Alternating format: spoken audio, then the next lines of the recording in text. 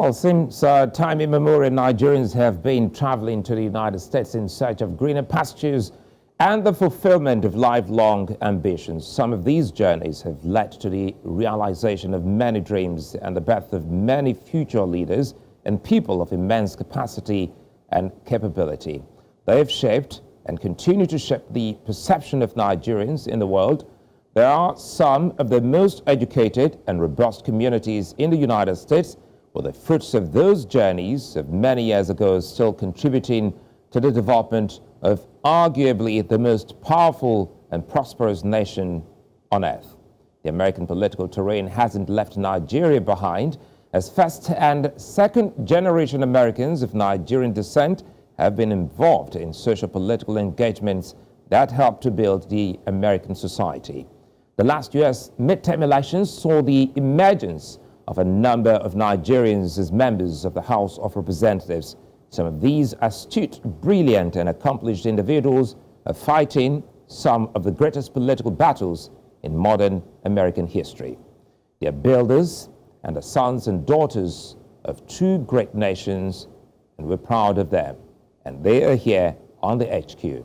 Joining me live tonight, first is Segun Adeyina, who's a legislator-elect for Georgia House of Representatives District 110, U.S. House of Representatives, a member of the Democrats and an IT professional. He served on the boards of several community and business organizations, including the Nigerians in the Diaspora Organization America and African World Expo. Other past board memberships include African Missions, North America for Redeemed Christian Church of God, and the Exodus Guild. He also owns an IT consulting company and has been an educator in both a community college and university institutions.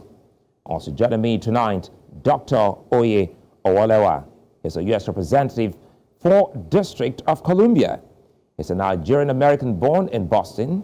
He has practiced as a registered pharmacist, serving Washington, D.C. resident since 2014. He's dedicated his energy to educate and advocate for D.C. statehood and equality. He participated in the historic March 2019 Lobby Day, which resulted in a majority of the House of Representatives supporting D.C. statehood for the first time in American history. Gentlemen, welcome to Politics HQ. Now, let's start. Well, let's start with you, Segun. I know a lot of people will be excited to hear you all out, but Segun, first, how does it feel to be one of Georgia's representatives? Oh, well, first of all, thank you for having me on the show. And also thanks to everyone that supported this journey. It's really exciting to be one of the first Nigerian Americans to be elected to serve in the state of Georgia. It's definitely an honor, especially the voters in my district that voted and supported my candidacy. So I'm looking forward to serving District 110, which is Grayson, Loganville, and a little bit of Snellville and Lawrenceville in Gwinnett County. And, it's a proud moment for me and my family. And of course, I look forward to serving the district and the people in the state of Georgia. And Dr. Okoye, good to see you. And again, you've proven over the years that you're a great fit for the Congress. Perhaps a lot of people will be asking the next step now for you after shadow representative. Yes, that's a great question. And I thank you so much for this opportunity to not only speak to you, but your audience as well. Since our historic election 2 years ago, in which I was elected to be the first Nigerian American to serve in federal capacity, we've been able to provide so much for DC residents, whether it's resolutions to Congress, whether it's vaccine equity, just making sure that not only are we providing for DC residents, but also Nigerian Americans as a whole. We are working with the Nigerian Center to provide legal expertise for people of our background, as well as cultural programs, but most importantly, to get our community involved. I'm very inspired by seeing folks like Segun get elected in Georgia, even folks getting elected in Texas and California, because the more of us at the table, the different and better conversations you can have as Nigerians living in diaspora. Well, I'll tell you something, Oye and Segun. Usually I don't smile when I do interviews, but you guys have been able to put a smile on my face. And come back to you, Segun. You know, perhaps there's a big African community in Georgia. What's the reaction of this community to your victory? I'm sorry, can you repeat that question again? It wasn't. I'm trying for us to gauge the reaction, Segun, of the African community, which is quite big in Georgia, to your victory. Oh, yeah. I mean, the African community has been very involved. One of the platforms I belong to is the Nigerian American Public Affairs Committee, USA, which took the charge to lead and engage African immigrants across the country in making sure we're engaged politically. In Georgia, what was really exciting and unique is we have a platform called One Voice Africa, which consists of at least 25 different countries that mobilized some years ago for some of the elections. One more popular to most people is the Ossoff Warnock race, which was run in 2021. And we engaged the community and called in different languages. So it was very easy to implement that same structure to my election and other candidates in the state that the African immigrant community supported. It's really exciting. We got our people knocking on doors. We phone banked in our languages. It tells you the excitement and the energy that we have in Georgia and also across the country to make sure that we get candidates who have our interest in African issues, not just African immigrants who are running for office, but our interest at hand. And that's where the excitement comes from our diaspora community. And Oye, you know, back home in Nigeria, leading up to the 2019 election, I spoke with a lot of young people, and that was when they had the slogan, "Not too young to run." Perhaps, if you can, if you don't mind, share with us what motivates you about the American political terrain to actually venture into politics. Yeah, that's a really important question. You know, being here in the United States, there seems to be an opportunity for young people to be involved that I definitely want to inspire folks who are local in Nigeria to get more involved with. I'm very excited to partner with organizations like Yayiga Africa that not only inspires young people to pursue politics, but also are able to affect legislation to get folks who are as young as 25 to run for office. I also wanted to piggyback off of Segun's previous comment about support. I'm one of the few African candidates that are elected in a place that majority of folks don't even know how to pronounce his name. And it's oftentimes a lonely opportunity where you're the only African elected at large, but with the support of people like Dr. Tosin Abayami, folks like Madam VP Laura, Akindele, even Dr. Luya in New Jersey, they're able to provide me a home away from home. And having the opportunity to not only inspire people in DC to be more involved politically, but also Nigerian Americans, people in the diaspora, and people, quite frankly, at home in Nigeria to see themselves not only as solutions, but people who can take those seats as well as something I don't take lightly.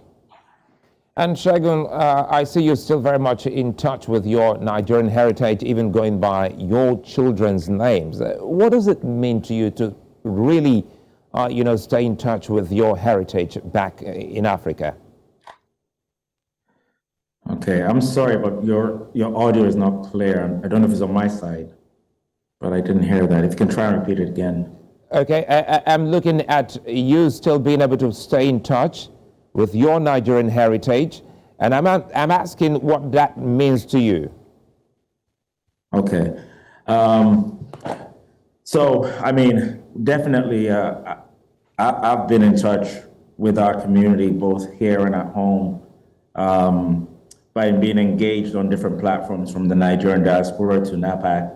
And also, like most Nigerians, we come home to see how we can engage our community. And we continue to do that by building those relationships. And the opportunity in this office is not just is to serve the state of Georgia primarily and the citizens in Georgia, but also look at the opportunities when we do reach out to the international community.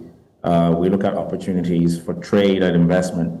And those are some of the things that I hope to do in growing the economy of Georgia, not just looking other countries around the world, but also considering Nigeria to be a strong business and trade partner.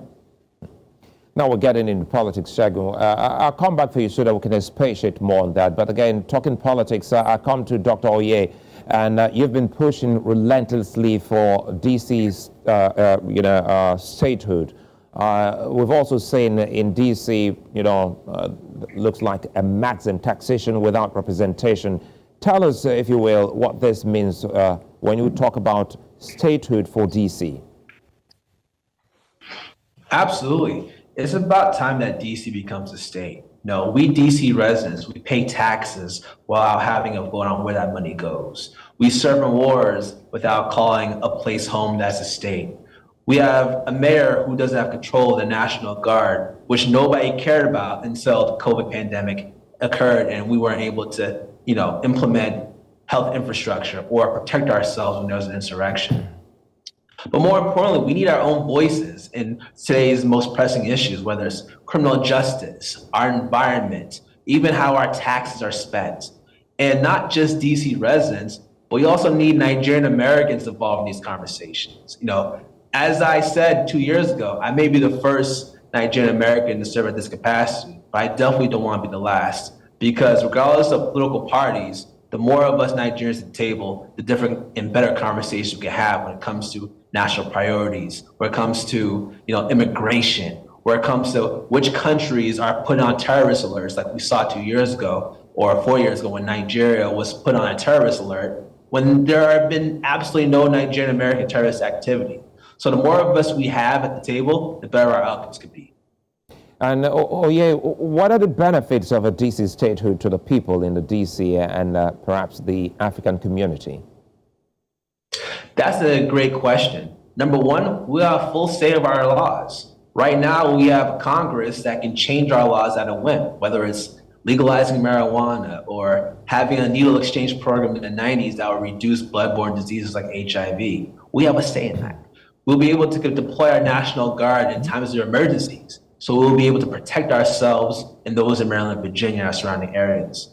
But last but not least, we'll be able to have a vote in Congress. Right now we're doing the most that we can without that vote, and we're able to, provide for our residents. But how are we going to be able to take care of situations that happen in Georgia, situations that happen in Texas, situations that happen in Minnesota, if we don't have a vote, if we don't have an opportunity to opine and have a full voice on things that matter in the United States? Let me bring in Segun before I let you both leave. I'm looking at One Voice Africa and NAPAC, two big organizations.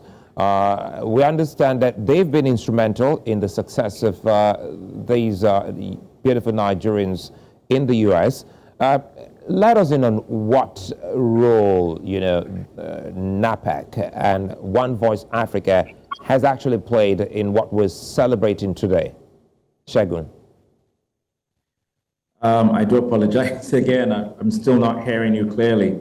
I'm not sure whether it's the connection with my side. Now I think it's the connection, because now I'll take it again. I'm talking about One Voice Africa and NAPAC. Tell us, if you will, before we let you off, the roles played by these two bodies to the success of what we're celebrating today. Okay. Well, as I mentioned earlier, there were two organizations and platforms that helped us be successful in being involved in elections. One is the One Voice Africa, with over 22 countries represented here in the 22 African countries, diasporans here in our community, that literally reach out to their communities and their leaders, help them understand the issues and the problems in the community. So that was very vital, being able to get that message across, because of course, we're very diverse with different languages and understandings and challenges in our communities, but we do have something in common, is that we're all Black immigrants. Definitely the Nigerian American PAC, Public Affairs Committee, USA, which is headquarters out of California. We have about 13 state PACs where Nigerian American immigrants are engaged politically in those different states and across the country, not just where we have state PACs, and continue to advocate and work on behalf of the interest of Black immigrants, African immigrants, Nigerian immigrants. So those platforms have been very successful in mobilizing and getting out the vote and working across the nonpartisan aisle to make sure that our issues are represented. So those are the organizations that have been a strong engine in the success of many elections across the country, including mine. Segun, Adeyina, and Owolewa, many thanks for speaking with us tonight on Politics HQ. Thank you. Thank you. Coming up on Politics HQ, Omere, Democrats' Texas Congressional candidate, U.S. House of Representatives midterm elections, and Kazeem, U.S. House of Representative-elect State of Pennsylvania, District 159, will be speaking with me here on the HQ. Stay with us. Well, if you just joined us, you're welcome. You're watching Politics HQ here on News Central Television, broadcasting live to 54 African countries and beyond. And we're looking at politics from the African-American perspective, looking at some Nigerian Americans. Now, Kazeem joins me now. She is U.S. House of Representative-elect, State of Pennsylvania, District 159. She's daughter of a retired Nigerian international soccer player, Sunday Ebo, born and raised in the United States. She is currently a trauma-informed specialist outreach worker and gun violence interrupter, a public advocate and community organizer in the state of Pennsylvania, the founder and president of a nonprofit organization called African Children Education Outreach Incorporated. Also joining me tonight is Omere, who's Democrats' Texas Congressional candidate, U.S. House of Representatives midterm elections. She's a North Texas native, born and raised in Dallas, Texas. She's advocated for education, development, and physical and mental health. She's also led in the political engagement and involvement of underrepresented communities throughout the country. Ladies, good to see you both, and thanks for your time. Let's quickly start with you, Now, there are lessons no doubt learned, and many young Americans and Africans will be willing to learn some lessons in your journey so far. So what are the lessons from the election? Well, thank you so much for having me this evening. So some of the things that I've learned is that voter turnout is going to be one of the most important things when we look to elected representatives that represent the people. In the midterm election, because we did not have a presidential, we usually see lower turnout, and this year was no different. So being able to target our voters, letting them know the issues, and making sure that they have a plan to get out and vote are the things that we have to continue to focus and fight for so that we can be able to elect wonderful representatives in our district. Let me stay with you for a bit. How much of an impact do you think your candidacy will have on young African girls, especially those living in the United States? I think it's already having a tremendous impact. We have young ladies now that have decided that they want to go to college, study government, politics, and go to law school so that they can become politicians and represent their communities. We're seeing young ladies that are looking for internship opportunities so that they can start to expand their experience. And we're also seeing young people just across the board wanting to get more involved. And the reason that is because they see faces and they see themselves through our candidacy and through the work that we've done this past year and a half. And Carol, good to see you. Congratulations again. How do you feel about your win? Thank you very much. And I'm so honored to be here this afternoon. So thank you for having me. I feel awesome about my win. It's really a victory for many Black young girls, many Nigerian Americans, many Africans across this state. So I'm delighted. I praise God every day for this particular opportunity to voice for the people as we need it. And, some will be asking what fuels your ambition to vie for a seat in the U.S. Congress? Well, honestly, I just really got tired of the injustice that many of our people continue to go through here in Pennsylvania and also across the United States and beyond. And, coming from, homes where I actually didn't understand what mental health was and losing friends and family members due to gun violence, or even seeing them on drugs and seeing the poverty over and over and over again, and realizing that we were putting legislators in place that did not represent us. They were really about corruption. They were about greed. And, I just really got tired of constantly going to those same politicians to fight and advocate for us. And we weren't getting that at all. And, who was better to fight with the people who's been standing with the people? So I just really thought that it was best to, have someone that's been on the front line. And not only that, people, someone like myself who's actually experienced a lot of the hardships and trauma that a lot of the family members, go through and struggle with day in and day out across this globe. So I just took my time to say, you know what, I'm going to pray on it and stand up and actually, fight and advocate. And, again, God willing, it happened. So that's what really fueled me. It was the people and us needing better. Let me go to Iro. Iro, the Democrats had a good outing during the midterm elections, no doubt. But how did you feel about your result? So the Democrats, we were able to, right now we're still waiting on a couple more seats to determine who will hold the majority in the U.S. House of Representatives. So historically, whichever party holds the executive office, usually we see a decline in representation in the legislative. But that did not happen this year, which was amazing because of the work we were doing. In my race in particular, I was actually trying to flip a seat, meaning that I wanted to help grow the party by taking a seat that was currently being held by a Republican. And I actually feel very good about the results that we came out with. We actually pulled close to presidential election numbers. I am one of the candidates that received some of the highest votes in a red seat that we call it red because it's held by Republicans. But I actually am one of those that earned one of the highest number of votes.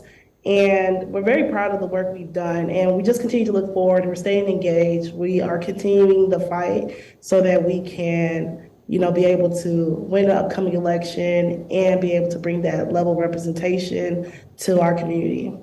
And Iro, whatever that means, that also makes you a winner. But will you contest again? Yes, this is definitely not the last time that I'll be running again. So I definitely will be planning to run in the future. And right now we're just doing some work, getting people more engaged and understanding what the importance of the elections, and doing a lot of voter education so that we can be able to build up the infrastructure we need and be able to win our next election. And, Carol, make lucid for us if you can actually unpack this. Gun violence interrupter. What does that mean? A gun violence interrupter is an individual that actually combats gun violence and very high extreme crimes amongst any individual, especially that's living in poverty. They say where you'll see more poverty, you will expect to see more crime. So what I do is I actually go in and try to diffuse retaliation during the midst of time where someone has lost a loved one due to any violence, whether it's a gun violence, whether it's stabbing. We hear cases where people are being robbed and shot. And, a lot of families, they're very upset. They're incensed at the time, and they want to, basically just go out and actually express how they feel by hurting the next family member, a loved one, by retaliating amongst their family member that they lost. So to be able to diffuse more trauma on more family members, I try to go in and provide free case management, free counseling services, which is like also therapeutic services, so they can get, the mechanisms and tools and skills that they need to be able to deal and handle the grief, that they're dealing with, unfortunately and tragically. So that's very much of a risky job, especially when you have to go in and build trust from people in the community, especially individuals that you really don't know if they're armed, but it's really much worth doing for the simple fact that you're saving a life each day. And the battle with that is really just the extent to combat gun violence while helping them also around trauma that can also then lead to a better stability in their life. Because a lot of times we are not exposed to the fact, especially in our communities, that where there's trauma, you're going to deal with instability in your life, whether that's mentally, whether that's your physical form. A lot of times, you do not realize how much that plays a factor in your childhood to your adulthood and moving forward in things that you want in your daily life. So the main thing is just really helping individuals every day while coping with their grief and being able to find the best results for them as they continue on life. Carol, while wishing you well in all you do, I'd like to close with this. I go back to this One Voice Africa and NAPAC, which both have been instrumental in the success of what we're discussing today. Tell us more about these beautiful groups. Yes, NAPAC and One Voice Africa, they are honestly tremendously, beautifully awesome. They're so helpful.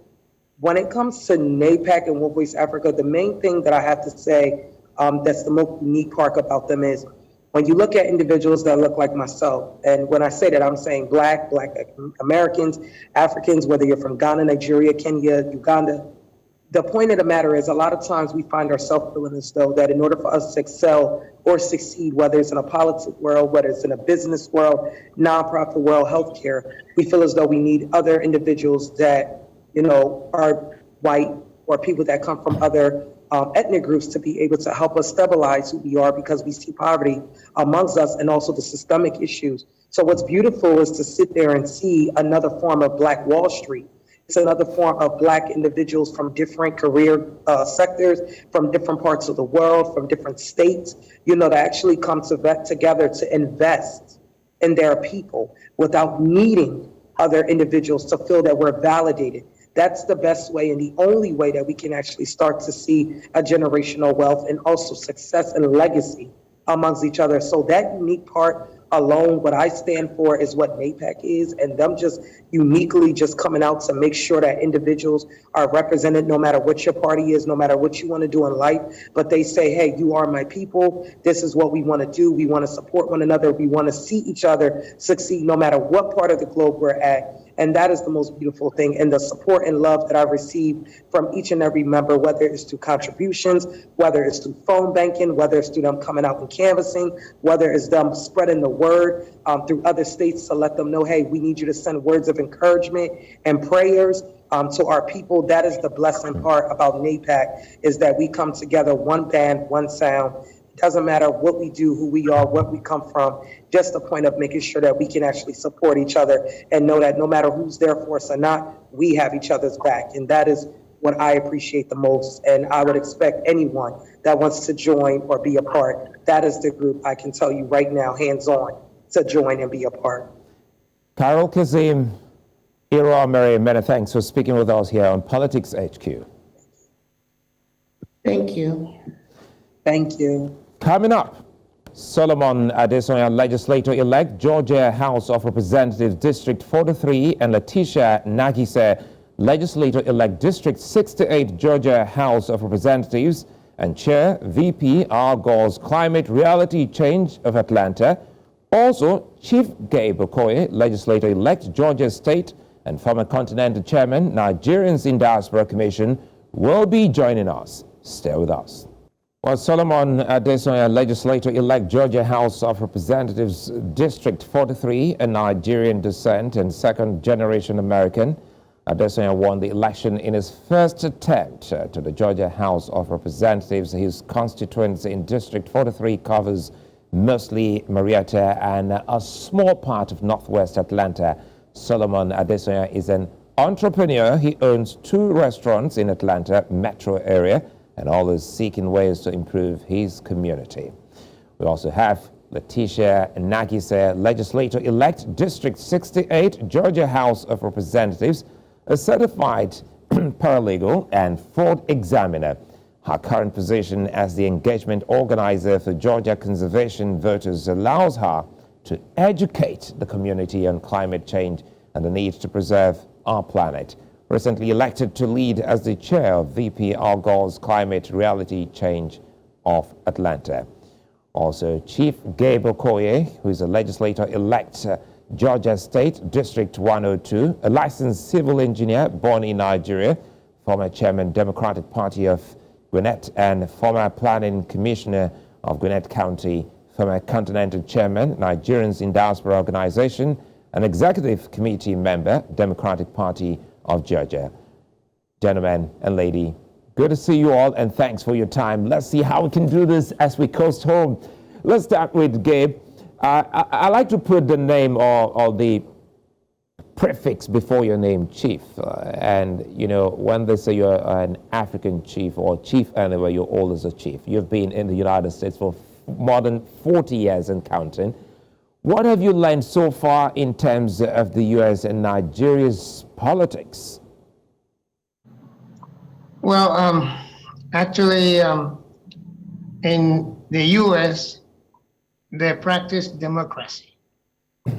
In Nigeria, they practice modified democracy. And that is the difference between the two. Well, I think that's simply put. Well, it's okay. I'll come back to you so that we can talk more about your victory and what to expect from you. Let's go to Naghise. Naghise, congratulations again, and good to see you. Always a delight to see women pushing across the world, not just in the United States or on the continent. Help us make sense of what this victory means for you. Thank you for that question. It means a lot to me in America as well as all over the world to show that women can do amazing things. If you believe it, you can do that. Those things, I'm just in awe of how I work so hard, and I want to be a mentor. I want to show that young women can do the same thing, that all over the world, women are making their voices heard, and that is a good thing because now young girls can have and see that they can accomplish many things, especially in politics, and making their own rules and voting on issues regarding their own lives. And Solomon, you know, you must be feeling extra excited. You're a young, successful businessman, and the secret will be also helping to make our world a better place, starting from where you reside. Let us in on the secret. Business, politics, all mixed together, and a big success and win for you.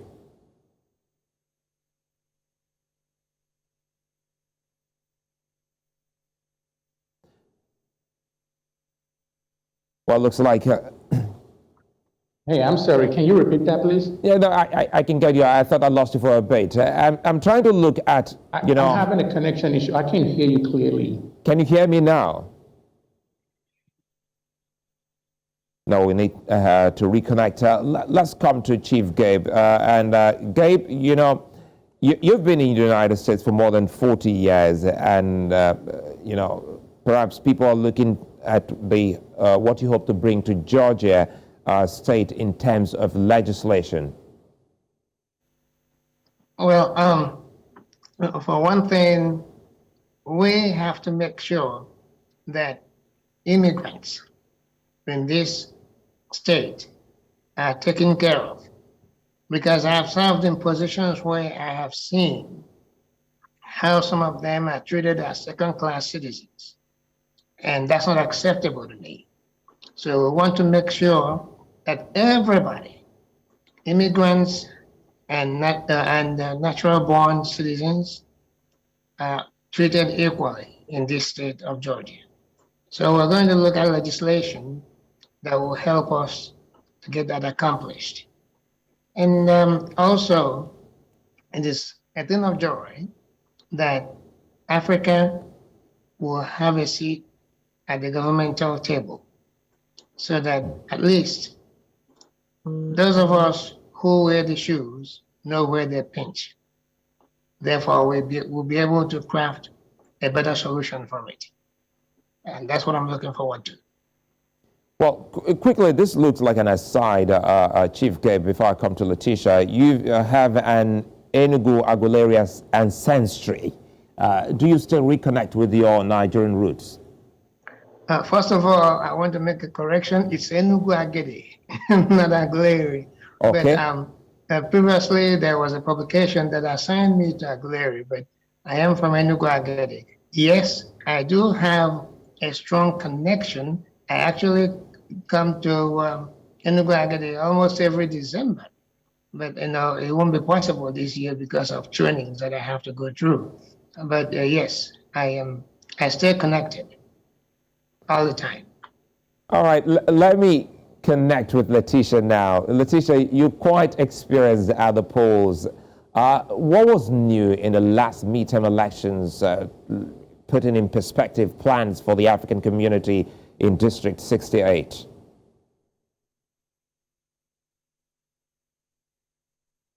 You have to unmute your microphone, Naghise. Oh, okay. So repeat the question. Did you say what I'm going to do going forward as a representative in our community? Absolutely, you got that right. Absolutely. There are so many things that I want to do to bring light to our community because there are a lot of Nigerians in the state of Georgia. And as a result of that, I want us to be able to show our culture as well as be have people to know that we are entrepreneurs, that we are business people as well. So when I'm out there, I'm going to be advocating for the Nigerian community as well as the African community to show that we may be living in America, but we also have a relationship to the motherland, and that we want to continue to embrace America, but we also want to show our pride in where we came from. So I want to ensure that our community is going to be justly represented in all things related to Nigeria, Africa, and so that we can have a good sense of what the American dream is, and that is to come to America, be successful, educate our children, and then we can go, if they would choose to go back home, then they can do that because the knowledge that they have and the upbringing that they have, they can take it back to Nigeria and give those same things, that skills that they've learned in America to our children in Nigeria, to our business people in Nigeria, and everyone in back home in the country, so that we can bring our country back up to standards to where we can be the greatest country in Nigeria and we can be the greatest continent in Africa. So those are the things that I want to do, is ensure that our community is well represented, well as seen as someone who is very intelligent, very thoughtful, very engaging, and so that they can have these things and know that Nigeria and Africa are the place that they want to be if they want to. My husband and I plan to retire back home in Nigeria. So those are some of the things that we want to be able to provide to our community that's here in America and in further generations. And Tish, before I go to Chief Gabe, you also hold a major office in the Al Gore Climate Reality Change of Atlanta. Now, so how will such a foundation impact Africa, where you hope to retire to, and other underrepresented communities? Absolutely, that is so true. So, Climate Reality Project is a global. Is globally all around the world, and as the chair of Atlanta chapter, I want to ensure that our Atlanta chapter is going to be on track for the upcoming sessions coming regarding the what the President Biden has just passed, which is the Inflation Reduction Act. There are a lot of things in there regarding climate. As far as back home in Nigeria, I just saw on a news station regarding the the country of Kenya. And they having a problem because of climate reality, because of the climate change, where they're now going through a drought and having to find water for sources to either drink or to clean their food and to bathe. So looking at Africa as a whole, I want to ensure that people are aware of human things that they can do or human things that they should not be doing to sustain our earth, because we only have one earth and it is the whole universe that it belongs to. So if one part of the universe is not in line and ready for changes that's going to be happening in the climate, or to prevent those things from the climate, then we're going to not have. All right, Tish. I think I really have to quickly go to Chief Gabe so that we can actually wrap up the conversation. I come to you, Chief Gabe. I can see Solomon. Solomon, you're back. Well, let's quickly just take this. I lost you for a bit. Now that Solomon is here, Chief Gabe, just oblige us. Solomon, how do you feel about your win at the polls? If that's, let's get that in quickly. Yeah, so I think it's great. It's good to see we Nigerian descent win election in the United States. And it's so important because we want people to get involved. Sometimes in this part of the United States, in Georgia, there's a perception of how Nigerians are. And the fact that we can do it and we can show that we're making history. The first time we have for the first time we would have people of African descent be elected to the Georgia House of Assembly was 2022, and not just one, we have like 4 of us being elected. So I think that's important, and hopefully that can also lift everyone of African background and hopefully inspire people to be involved. Well, I know we'll have this conversation again, but again, quickly, speak to us as we close.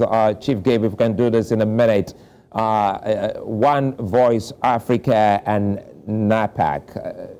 Tell us how effective this has been in ensuring that what we're doing today is victory for not just the continent, but everyone around the world. Yes. NAPAC and One Voice Africa, they have been a game changer. And also included in the mix is the African Women PAC, TOPAC, the African Women PAC, TOPAC. It's an organization of women from all over African continent. They also, in addition, I think they partner with One Voice and NAPAC. These have been game changers, and they have contributed immensely to the successes that we have had. And going forward, we're going to come around and strengthen it so that it will be a failure if it's just us that have just been elected that will remain in the legislature for a long time. I want more of us to come in. That's my goal, to get more Nigerians and Africans into the chamber and going forward. So here we come. Thank you. Chief Gabe, Okoye, Sulaiman Aledeh, Tish, Naghise, many thanks for speaking with us here on Politics HQ. Thank you, sir. We'll take a moment, we'll come back and give you a bit of something to chew on the court.